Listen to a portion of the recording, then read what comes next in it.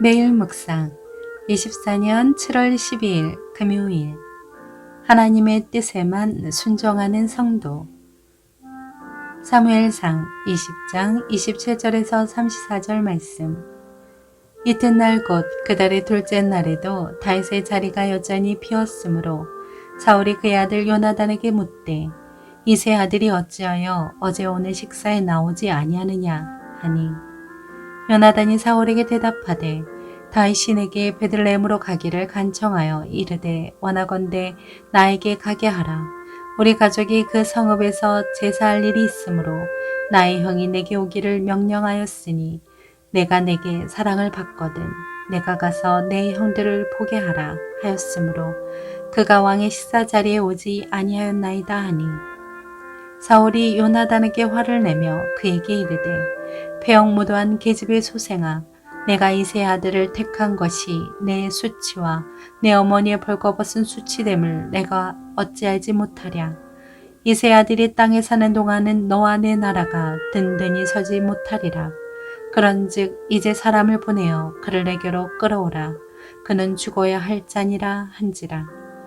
요나단이 그의 아버지 사울에게 대답하여 이르되 그가 죽을 일이 무엇이니이까 무엇을 행하였나이까. 사울이 요나단에게 단창을 던져 죽이려 한지라. 요나단이 그의 아버지가 다윗을 죽이기로 결심한 줄 알고 심히 노하여 식탁에서 떠나고 그달의 둘째 날에는 먹지 아니하였으니 이는 그의 아버지가 다윗을 욕되게 하였으므로 다윗을 위하여 슬퍼함이었더라. 아멘. 묵상 길잡이. 하나님의 뜻을 거스르는 불의한 세상 속에서도 철저히 하나님께 순종하여 거룩한 계획을 위한 도구로 쓰임받게 합니다. 사무엘상 20장 33절에 단창은 전쟁 무기로 쓰이는 긴 창과는 달리 대개 호신용으로 쓰이는 무기였습니다. 골리앗은 노스로 든 단창을 지니고 있었습니다. 창은 찌르는 무기지만 단창은 던지는 무기였습니다. 하나님의 말씀에 순종하며 살아가고자 애쓰고 있음에도 불의한 세상에서 어려움을 당하기도 합니다. 믿음으로 사는 삶을 세상이 핍박할 때 해야 할 선택은 오늘 본문 말씀 속에서 생각해 보십시오. 첫째, 그래도 순종해야 합니다. 다윗이 이스라엘 왕이 되는 것이 하나님의 뜻이었습니다. 하지만 사울은 다윗을 죽여 자기 왕권을 지키고자 했습니다. 요나단은 사울의 아들이었지만 그런 사울의 뜻을 거스리고 하나님의 뜻에 순종했습니다. 그는 사울에게 거칠고 모욕적인 말을 들었지만 흔들림 없이 할 일을 했습니다. 둘째, 동역자와 함께 해야 합니다.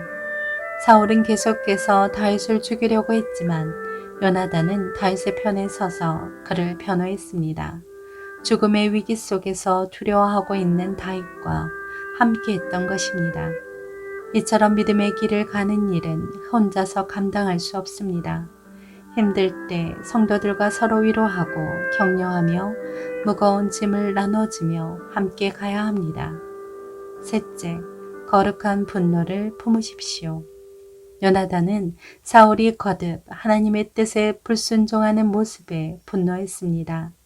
세상이 하나님을 대적하고 악인들이 하나님의 뜻을 거부하고 무시하는 현실 속에서 성도는 거룩하고 이런 분노를 품어야 합니다.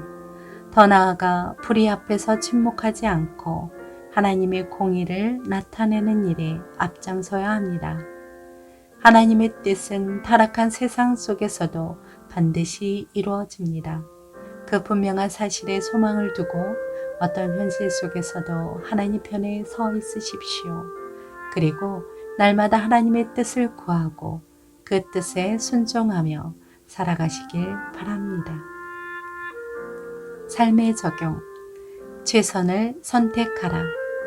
아마존 CEO 제프 베이조스는 프린스턴 졸업 연설에서 선택의 중요성을 이야기했습니다. 똑똑함은 재능이고 친절함은 선택이다. 재능은 주어지기 때문에 쉽지만 선택은 어렵다. 타고난 재능은 어쩔 수 없지만 선택은 다르다. 좋은 선택을 할 수 있는 능력을 키우라. 그는 이런 선택의 능력을 통해 30년 만에 아마존을 세계 최고의 기업으로 만들게 되었습니다. 선택의 원리는 간단합니다. 언제나 차선을 버리고 최선을 선택하는 겁니다. 언제나 하나님을 선택하십시오. 먼저 그의 나라와 의를 구하십시오. 그것이 언제나 최선입니다.